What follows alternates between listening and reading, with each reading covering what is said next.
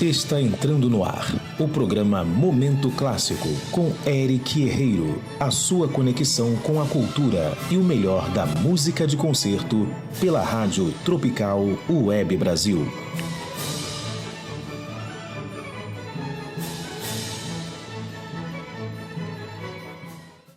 Boa noite, mais um Momento Clássico chegando aqui na sua Rádio Tropical Web Brasil, diretamente do www.radiotropicalwebbrasil.com.br. Você sabe que você tem encontro marcado conosco todas as terças-feiras a partir das 19 horas aqui no www.radiotropicalwebbrasil.com.br. Você conectado no mundo e o mundo ligado em você. A partir de agora, você pode também participar através do nosso WhatsApp, que é o 21 97159 1211, 21 97159 1211. Manda um alô pra gente, sugestões de música, perguntas, e daqui a pouquinho você sabe que a gente tem também o nosso quadro Conexão Cultura, sempre com um convidado muito especial para você. Antes do Conexão Cultura, a gente começa com a nossa playlist e hoje é um programa dedicado à zarzuela, esse gênero típico de ópera espanhola, carregado desse folclore espanhol na sua música. Eu tenho certeza absoluta então de que nós vamos passar uma hora muito agradável juntos aqui na Rádio Tropical Web Brasil. No comando, aqui na nossa mesa, Luciana Lins, trazendo a nossa primeira música da playlist.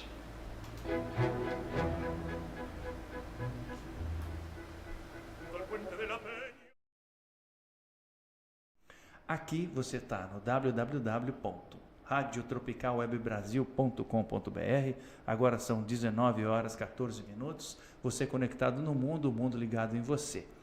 Vamos chamar agora o nosso convidado aqui no Conexão Cultura. Momento Clássico apresenta Conexão Cultura. Conexão Cultura aqui no seu Momento Clássico. Você pode ir mandando também suas perguntas e sua participação através do WhatsApp, que é o 21 97159 1211, 97159 1211. E hoje eu tenho a alegria de receber, além de um amigo muito querido, um profissional de ponta, uma pessoa que trabalha nesse seu setor. Hoje ele é chefe do setor ali no Teatro Municipal do Rio de Janeiro há muitos anos. Trabalha também com carnaval, tem experimentos e trabalhos fantásticos também com máscaras. Eu estou falando do visagista, do professor, do maquiador e do caracterizador Antônio Ulisses Rabelo. Antônio Ulisses, vem cá, meu querido. Muito obrigado por você ter vindo, por ter aceito aqui o nosso convite. Estou muito feliz, muito envaidecido com a sua presença, porque a gente está falando de um grande profissional que eu acompanho, com quem eu trabalhei muitas vezes, inúmeras vezes. Sim. E agora, nessa minha passagem aí pela diretoria artística do Teatro Municipal, tenho a alegria de estar ali contigo, praticamente dia a dia, semana a semana, sim, acompanhando o seu processo criativo, o seu trabalho nesse setor.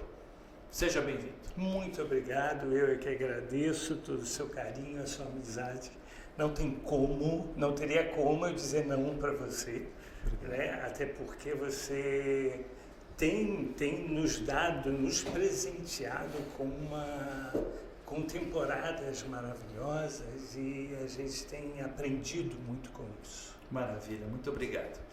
Ô Ulisses, me diz uma coisa, como foi que chegou a você a questão da caracterização? Você escolheu isso? Ou esse caminho que escolheu você? Conta pra gente, hein? Olha, eu tenho certeza que já estava aqui. Sabe? Já estava gravado aqui, eu realmente só tive a chance de ter um avô maravilhoso. Olha que né? legal, Foi bacana. Quem realmente me incentivou muito para ser um caracterizador, indo ao cinema todos os domingos. Ele adorava o Vittorio De Sica. E também o Frankenstein, que é o meu monstro preferido, e o seu. O meu também. Então, a partir daí, né, eu comecei a criar um sonho que era muito difícil numa família sem essa visão artística, né? Então, para eu chegar a ser um caracterizador, eu realmente tive que estudar muito, eu tive que ter muita coragem. Eu lembro que eu saí do banco e no dia seguinte eu estava na porta do curso para fazer o curso de maquiagem. Né? E papai também, de uma forma ou de outra, ele dizia que eu não pintava, que eu maquiava, que apesar de tudo eu ainda mexo com a pintura. Verdade. Né? Então, uma vez uma pessoa parou em casa e falou assim, eu queria que o Ulisses me pintasse. Ele falou, não, ele até pinta, mas ele maquia. Né? Então, é muito, muito interessante como eu tive esse direcionamento dessa forma tão positiva. Mas o carnaval chegou primeiro para você como campo de trabalho, ou foi o teatro musical, ou o teatro de prosa, porque você também faz musicais, teatro, enfim. Sim. Não, que foi chegou primeiro? Primeiro teatro. Eu trabalhava, na realidade, na Bloch, né? Na Bloch Editores, fazendo edição, fazendo moda, maquiagem de moda, revista, né? Manchete, enfim, todas as que tinham na Bloch. E eu recebi um convite para fazer. O meu primeiro trabalho no Teatro Municipal foi no Lago do Cisne, com uma companhia sueca. E ali eu ganhei, eu até comentei isso agora, nesse lago, que eu ganhei o meu primeiro estojo de pincéis, justamente dessa companhia, que eu tenho guardado alguns pincéis ainda, como recordação. Né? E dali para frente, quando o maquiador que me levou saiu, ele pediu que me chamassem. E eu fui indo, fui ficando. A minha primeira ópera foi Janis Kiki, se não me engano, com ele ainda, viúva, Janis Kiki. E a primeira ópera sozinho foi Elettra. Uau! Um desafio. Um desafio enorme. Foi um desafio. Mas deu certo. Graças a Deus. E dali para frente eu fui ficando, eu fui sendo chamado, eu fui sendo convidado, né? E nisso eu fiquei aí quando eu fui contratado durante um tempo do teatro e depois, hoje eu estou contratado de novo, né? Junto com vocês e aprendendo, né? Eu acho que é na vida da gente aprender. Você tem ideia de quantas óperas óperas e balés, ou seja, quantas temporadas você já desenvolveu, já ajudou a criar nesse sentido? Eu entrei para o teatro em 94. De 94 para cá, eu não deixei de trabalhar. São 31 anos, é isso? Sim. 31 anos. Então, é muito tempo, né? Então eu vi muita coisa acontecer, vi muita troca de tudo, né? E a partir do teatro eu fui levado para o carnaval também. Né? Porque muitos profissionais do teatro municipal trabalham também no carnaval. E é justamente um período em que a gente tem recesso no teatro. Então esses profissionais, além da paixão que tem pelo carnaval, conseguem também complementar sua renda trabalhando para essa indústria tão importante. Já tratamos em 2 programas aqui, né, sobre o carnaval, falamos da importância dessa indústria, e aí então acredito eu que esses profissionais acabaram indicando você ou levando você para o carnaval. Na realidade, a Divina me apresentou a Rosa Magalhães. Divina era peruqueira, né, do teatro, continua sendo, eu acho que Divina sempre vai ser peruqueira do teatro. Peruqueira do Teatro Municipal. A gente manda um beijão para ela, a gente está com saudade. E ela me apresentou a Rosa Magalhães, na época carnavalesca, e eu comecei a fazer a comissão de frente junto com a Divina, e dali foi, sabe? Eu também fui caminhando, tudo na minha vida foi assim. Quando eu vi, eu já estava, sabe? Quando eu fui para o teatro, quando eu vi, eu estava dentro do teatro. O carnaval, eu estava dentro do carnaval, e não parei. Até hoje eu estou trabalhando no teatro, hoje com a Beija-Flor, né, fazendo. Até esse ano eu fui indicada a um prêmio de maquiagem, foi muito interessante, né? A escola veio homenageando Laíla, E nós, na realidade, a gente foi indicado para esse prêmio e ainda não rolou, mas já está tudo certo lá. Tem o meu nome, tem o nome das outras pessoas que estão concorrendo também. Que maravilha! Né? Então, é sempre muito bom. Quanto que vai ser, quando sai o resultado desse prêmio? A gente ainda não sabe. Não sabe? Não, a gente ainda não sabe, mas eu sei que está em andamento, porque já puseram Parabéns. no Instagram. Mais que merecido. Né? E é muito legal, sabe, Érica? A gente saiu de um momento muito difícil, que foi a pandemia. Nossa. Eu tive que me refazer de várias formas para dizer que eu estava vivo. Eu também, né? Você sabe. Exatamente. E fizemos juntos, né? Fizemos alguns programas. Você fez um programa que, aliás, foi lindo, mostrando o meu lado pintor. Verdade. Né? Para mim, eu nunca tinha feito Nós fizemos isso. uma exposição dos seus quadros Exatamente. de forma virtual naquele meu programa que chamava Em Casa com o Tenor, durante a pandemia. Exatamente, com uma Ave Maria linda. Era né? da Cavalaria Rusticana. Da Cavalaria Rusticana, Verdade. Exatamente. E então, mais motivo para eu não deixar de vir aqui, né? Porque a gente está junto já durante um bom tempo, é verdade, né? Verdade. E é muito legal todo esse caminho que a vida me levou, né? E hoje, né? A gente terminou agora, fizemos uma viúva linda e entramos num lago onde nós tivemos uma companhia madura, segura, com pessoas lindas, trabalhando sempre, né? E com muito respeito. Você vê a importância da gente ter um teatro também de repertório, que vai repetindo esses títulos, porque amadurece cada vez mais todos os profissionais que estão envoltos naquele título, nessa produção. Exatamente. Agora, falando lá do carnaval, você falou, me vi já na escola de samba. Quantos anos vão de carnaval? Quantas escolas já você trabalhou? Mesmo período. Mesmo período. Eu até hoje só não trabalhei na Mangueira. Nas outras todas Nas você outras trabalhou? Todas eu já trabalhei. Outro dia eu estava contando, eu falei, gente, só falta a Mangueira. E já fui convidado 2 vezes e infelizmente não deu para continuar. Essa última, foi esse ano. Só que eu estava com a Beija-Flor e não tem hoje em dia, não dá para você, eu pelo menos penso assim, né? Eu prefiro estar com aquela escola, sabe? Claro. Se eu estou com a Beija-Flor, eu estou com a Beija-Flor. Se eu estou com a Mangueira, eu estou com a Mangueira. Né? Porque não dá para você se dividir tanto. Porque eu sou muito chato como profissional. Então eu não vou expor outros profissionais. Não, vai fazer para mim. Sabe, eu não acho legal isso, então eu prefiro estar junto, eu prefiro criar junto, né? Então, para mim, realmente estar com a escola é aquela escola. Agora, você está falando justamente de criação, e eu gostaria agora de entrar no seu processo criativo. Conta pra gente como se dá seu processo criativo. Por exemplo, você sabe que vai ter Lago dos Cisnes, você acabou de sair dessa temporada fantástica, ou você sabe que em julho tem os Pescadores de Pérolas no Teatro Municipal.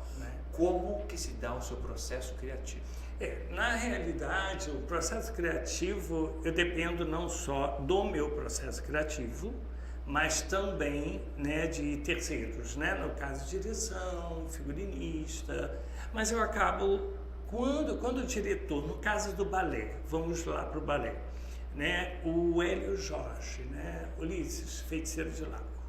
Tá, são 3 feiticeiros, 3 pessoas completamente diferentes. Verdade. Né? E um gosta mais de maquiagem, outro não gosta muito, outro gosta do mais simples, outro...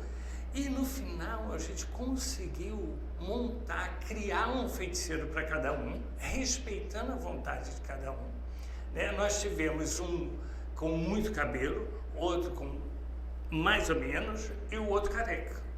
E eu tive 3 feiticeiros assim de forma para criar esse personagem de uma maneira muito, como eu fiquei muito livre. Eu sempre fico muito livre no balé, sabe? Sempre fico muito livre. Eu realmente não tenho essa dor para criar. Agora, sabe? nesse caso, te ajuda bastante conhecer muito bem os artistas da casa. Sim, Por isso, essa experiência que você tem de mais de 3 décadas é muito valiosa. São poucos os profissionais hoje em dia que têm também essa vantagem de poder estar tanto tempo na casa conhecendo a fundo esses artistas. Exatamente. Isso te ajuda nesse processo de criação, mas também de continuidade. Acredito que quando se repete um título, você acrescenta algo mais. Exatamente. Porque o processo criativo, cada espetáculo é um espetáculo, não tem como você fugir disso, né? E cada bailarino, cada cantor é um cantor. A coisa mais fantástica, dando palestra no domingo 24, sobre a caracterização, né? O sábado, aliás, eu falei justamente uma frase que para mim é muito importante: faça ao outro tudo aquilo que você gostaria que fizesse com você. Isso para mim é muito forte no meu trabalho como maquiador. Eu não imponho ao outro a minha vontade. Sim. O que você acha disso? Sabe, você está gostando? Você está se sentindo bem dessa forma? Eu acho que isso é muito importante. Sabe, com vocês também, quando a gente trabalha junto, né, a gente tem isso e é muito legal quando você tem essa preocupação. Sobretudo porque assim, nós artistas, quando pisamos no palco, seja qual for o palco, mas em que pese o fato que nós estamos falando de um palco que vai fazer 116 anos. Sim. É sempre uma responsabilidade muito grande. Muito grande. Muito grande responsabilidade. Então, claro, a gente tem uma preocupação quanto a isso, tem uma atenção, tem um dia que você se conhece, você não dormiu muito bem naquela noite, etc. Então, ter esse acolhimento, esse abraço, sabe, dos profissionais da casa e como você sempre faz, isso é muito importante para nós antes de pisar no palco, sabe? Sim. Isso é muito importante. A gente acaba, assim, eu digo os bailarinos principalmente, né? Eu conheço quando eles estão bem e quando eles não estão. Então eles já chegam para mim, quando senta, eu falo: tá tudo bem, tá tudo tranquilo, tá Ulisses, tá tudo tranquilo. Que tem essa coisa do Ulisses, né? Dificilmente me chamam de Ulisses, né? Então existe um carinho muito grande e não tem como você não ficar assim bobo, sabe? É como o pai com filho, né? É uma coisa meio doida, né? E você olha para eles, quando você termina a maquiagem, eles olham e falam assim: ai, que bom. Que maravilha. Agora, indo então, por exemplo, para um título que você ainda não fez, que é desconhecido. Aí acredito que envolve um estudo grande. Sim. A partir da paleta de cores que vai ser utilizada na apresentação do projeto. Conta pra gente um pouquinho para que o nosso ouvinte tenha uma ideia do que é também essa criação, mas essa indústria que é também a produção da ópera. O processo criativo, ele também está ligado à luz. A iluminação do espetáculo, ele está ligado ao cantor, ele está ligado à direção, ele está ligado à figurinista. E quando nós tivemos Rusalka, que para mim era uma ópera que eu nunca tinha feito e que eu assisti a primeira vez, né? A obra em si. E para estudar, para ver como fazia, né? Claro que na hora do vamos ver é diferente, né? Por mais que você estude, você sempre tem aquele receio. Eu ainda tenho receio.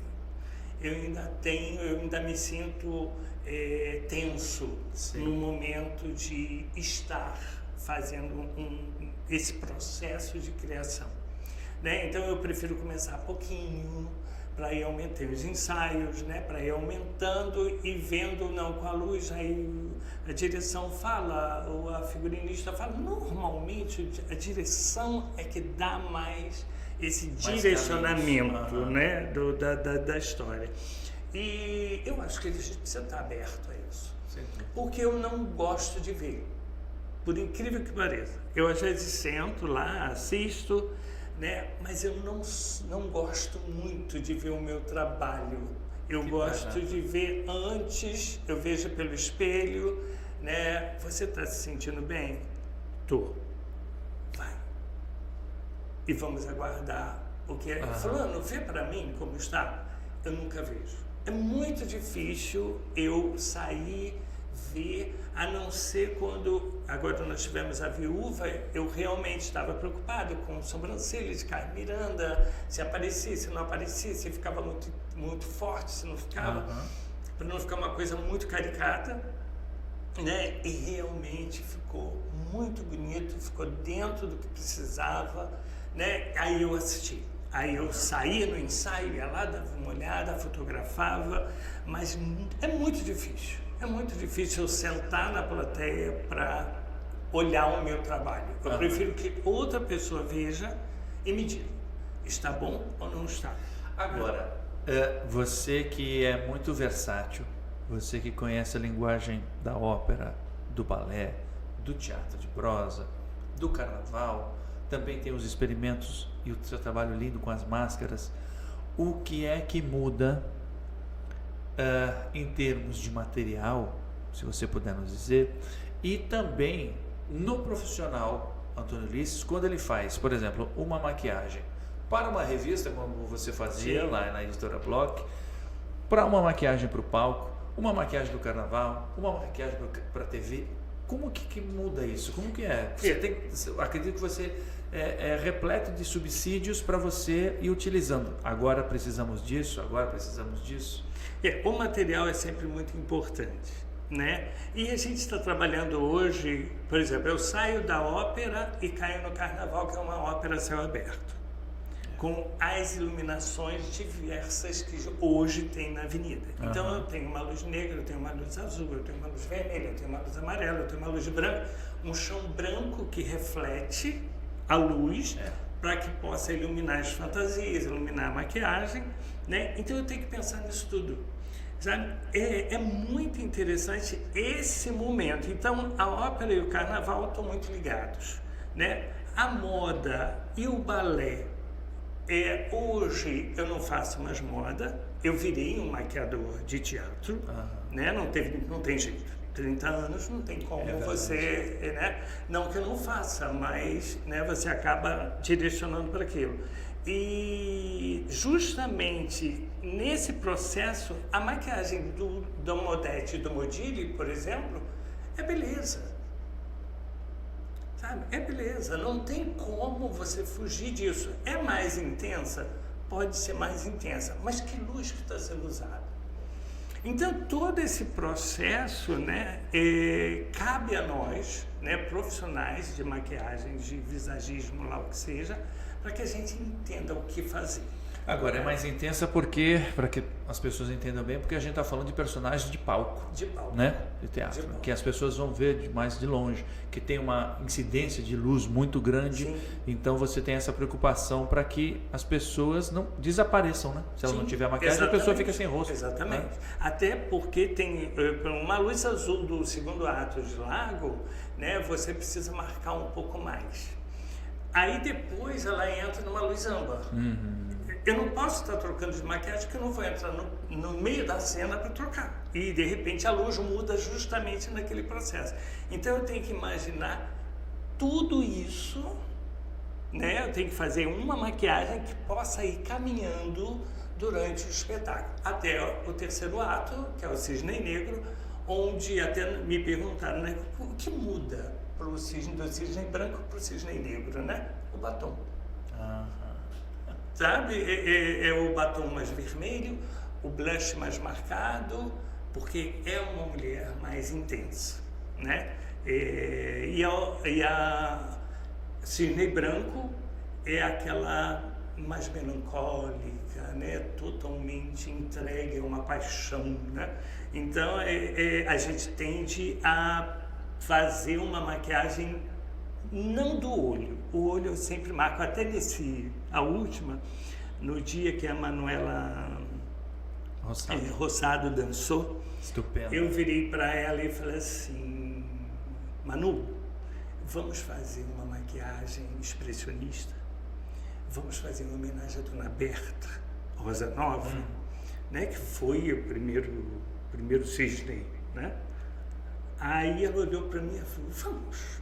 Aí eu comecei a fazer uma maquiagem mais puxada para os tons azulados, mais pro cinza, uma coisa mais expressionista, quase um cinema mudo. Para a hora que ela tivesse o olhar mais baixo, que é a coisa mais linda do cisne nesse momento, né? Quando ela baixa a cabeça e olha para baixo, criar aquele ar melancólico com a sombra mais marcada, que já ficaria muito boa para o cisne negro. Então é muito interessante como isso acontece. Agora, te dá prazer também em trabalhar essas personagens que têm uma grande mudança, uma grande evolução, um grande arco dramático dentro da obra? Por exemplo, nós fizemos algumas vezes, já não sei quantas vezes, sim, Carmen juntos, Dom José, que começa com um mocinho, né, de cara limpa, e termina completamente destruído. Sim. Como que é isso para você nessa criação? Por exemplo, com você foi uma coisa muito legal pelo seguinte: você estava de barba por fazer. E eu escondia a sua barba. Exato. Deixava você com a carinha de bumbum de bom moço, né? Até você ir deteriorando. E nós íamos tirando a maquiagem e escurecendo aos poucos a barba que você já tinha por baixo, né? E deu hiper certo, né? No início, eu acho que você deve ter se assustado que eu peguei o pan stick vinho e tá em cima da sua barba, para depois colocar uma cor de pele. Para que isso? Neutralizar a cor da barba. E a gente deu certo, né? A gente viu que deu hiper certo. Então, a nossa loucura chega a esse ponto, né? Então, é muito legal. Isso tudo você vai aprendendo, porque é muito difícil, às vezes, como você falou, a gente está com um artista que ele não está aberto a esse processo, né? Que está tenso, né? Que você já não tem tanto acesso. Às vezes é um pouquinho difícil, mas não é impossível. Tá? Tem que acontecer, né? Tem que acontecer. Então, assim, eu não tenho o que falar da minha vida profissional que não tenha dado certo com vocês, cantores ou com os bailarinos.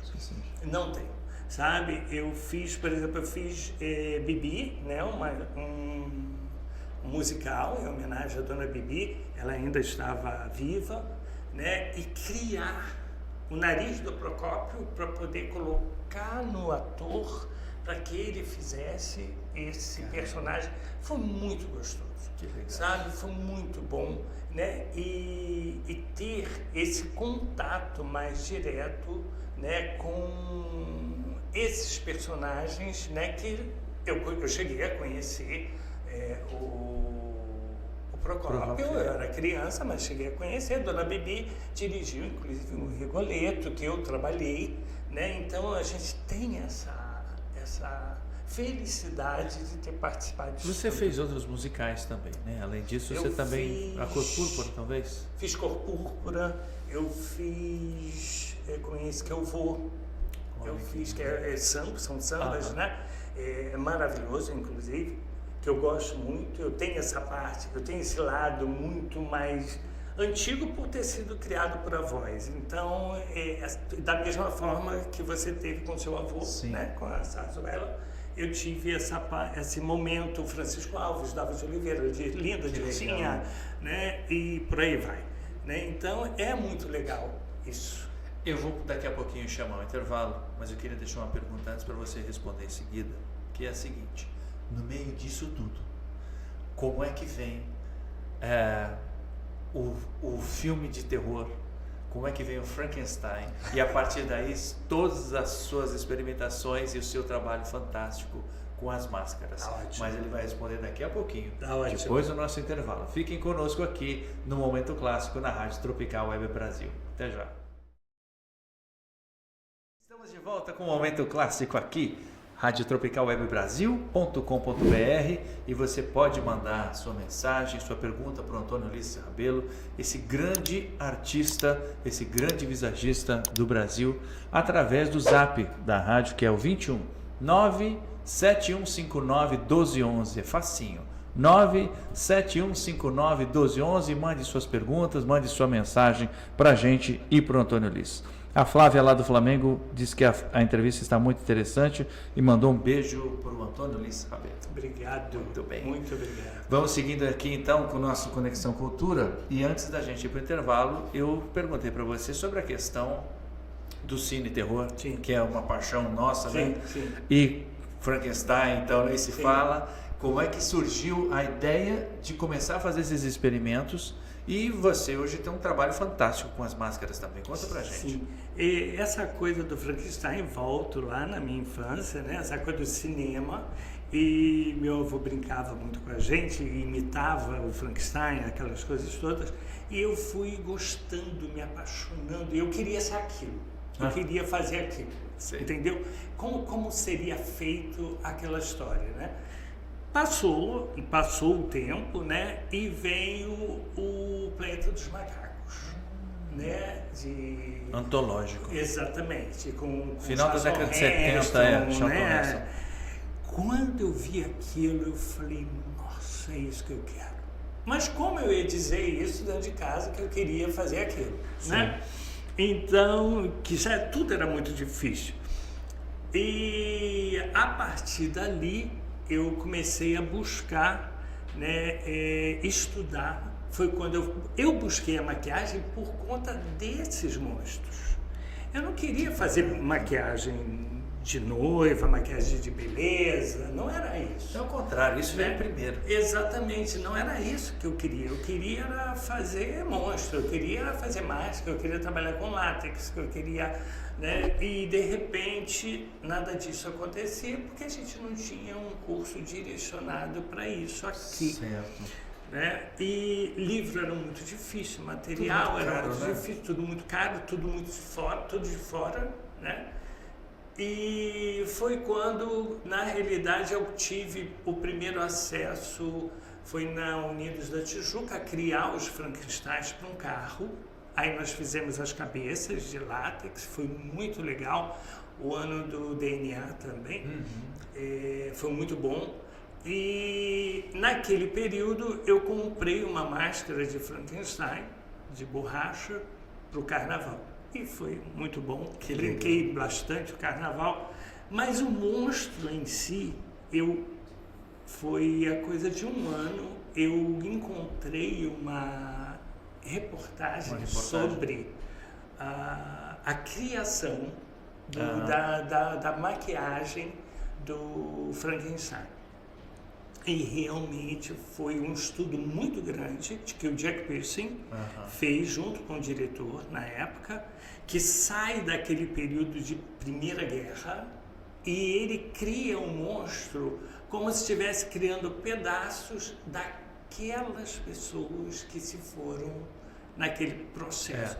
Um processo expressionista não deixa de ser, né? Aquele tudo em preto e branco ainda, né? Tudo muito. E a maquiagem, você vê que o Boris Karloff, ele ia para casa de Frankenstein, dormia de Frankenstein. Ele não se desmontava, gente. Não. Ele continuava como Frankenstein. Exatamente. Para que não tivesse que refazer tudo aquilo no dia seguinte. Porque era montado com algodão, látex. Então o Jack Pearson foi assim, um grande... Dormia sentado, né? Dormia sentado. Né? Então é muito legal quando você pega aquele baixinho, né? Que é o Jack Pearson, é baixinho, troncudo, todo com aquela cara amarrada dele, um bigodinho fininho, que ele consegue dar vida aos monstros da Universal de uma maneira tão artística e tão bonita, né? E aquilo tudo é fascinante. E eu acabei descobrindo, agora depois, com a internet, essas coisas, que todos os maquiadores de fora têm o Jack Pearson como ídolo. Exatamente. E o Frankenstein como o monstro. O monstro. Sabe? Agora, de lá para cá, acredito eu que os materiais evoluíram muito também, Muito, né? muito. Então ele conseguiu todo esse feito numa época em que a matéria-prima era mais difícil ainda de se trabalhar, né? Tu imagina isso em 31? Foi um dos Olha, primeiros que coisa filmes com som. Exatamente. Falados. Exatamente. Incrível. Então, e logo depois vem Drácula, né, que aí era mais Bela leve, Lugosi. né, com Bela Lugosi, e o lobisomem, né, com o meu avô gostava também dele, o Longchamp. Isso.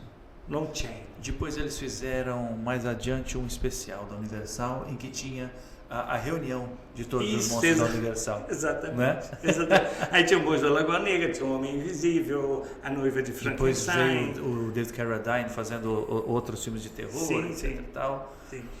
Agora, uma coisa interessante que você falou é que, poxa, naquela época não existiam cursos, não havia cursos para isso, tudo era muito caro. Uhum. E você é um profissional, dentro da sua grande generosidade, que você nunca teve medo de ensinar. Ao contrário, você tem um prazer muito grande. Você dá cursos, você dá palestras, né? Você é um professor nato nesse sentido. Como que vem nessa esteira toda da sua experiência e do seu sucesso profissional a questão do professor? Porque você chegou a dar aula Senac e tudo mais, tem muitas alunas que te seguem. Eu devo ter formado aí umas 20 a 30 turmas de maquiagem. Que maravilha! De maquiagem. É uma coisa que te dá prazer. Me dá prazer. E eu tinha uma coisa que era muito interessante, que no meu primeiro dia de aula, né, eu buscava vir fazer uma retrospectiva, né, desde o iniciozinho lá, Farol, Egito, entrava na pintura, porque maquiagem é pintura, né? Aí você cai na Renascença, você cai no Barroco, aí você tem o mestre da sombra e luz, que é Caravaggio, você tem o grande esfumaçador, que é Leonardo da Vinci, e as pessoas acham que tudo isso foi inventado agora. E não foi, né? E eu pegava para eles e falei assim, abre a Mona Lisa. Aí abri a Mona Lisa e falei, olha esse esfumaçado. É isso que é o maquiador. Só que isso foi Leonardo da Vinci. Que maravilha. Essa mistura, né? Quando as tintas se mesclam, então isso tudo é muito importante para o maquiador. Assim, a gente não precisa ser uma enciclopédia. Eu acabo sendo, eu acho. Mas a gente não precisa ser uma enciclopédia. Mas, assim, eu gosto tanto do que eu faço, o Eric, tanto, sabe? Que eu acho que a minha maior obrigação é estudar. Eu não paro. Eu realmente não paro. Sabe? Então, agora mesmo eu estou querendo pegar as pessoas que trabalham comigo no teatro e passar para elas tudo isso, né? Mistura de cor, como você criar uma base, como você misturar essa cor. A pele não é só bege, né? Ela tem nuances, ela tem azul, ela tem rosa, ela tem amarelo, ela tem verde. Claro que você não vai fazer um arco-íris, não é isso, a ideia não é essa. Mas quando você cria uma tonalidade de pele, você trabalha justamente a cor que está lá na pintura, é técnica de pintura. E agora, justamente, a gente tem nesse ano a 3ª edição do Festival Oficina da Ópera, lá no Teatro Municipal, que foi criado justamente para formar profissionais da criação. Então, diretores cênicos, iluminadores, maquiadores, contrarregras, figurinistas. E você tem tido também essa oportunidade dentro do Teatro Municipal de passar e ajudar na formação desses jovens também no visagismo, né? Conta pra gente como que está sendo essa experiência. O meu maior desafio no último foi Candi. Né? É uma ópera inédita, né? Estreia mundial. Exatamente, estreia mundial, Cândido Portinari, como fazer essa maquiagem. Existiu o Cândido Portinari, que a gente olhava, né? Eu falei, meu Deus, ele não tem nada do Cândido Portinari, como é que a gente vai chegar ao Cândido Portinari?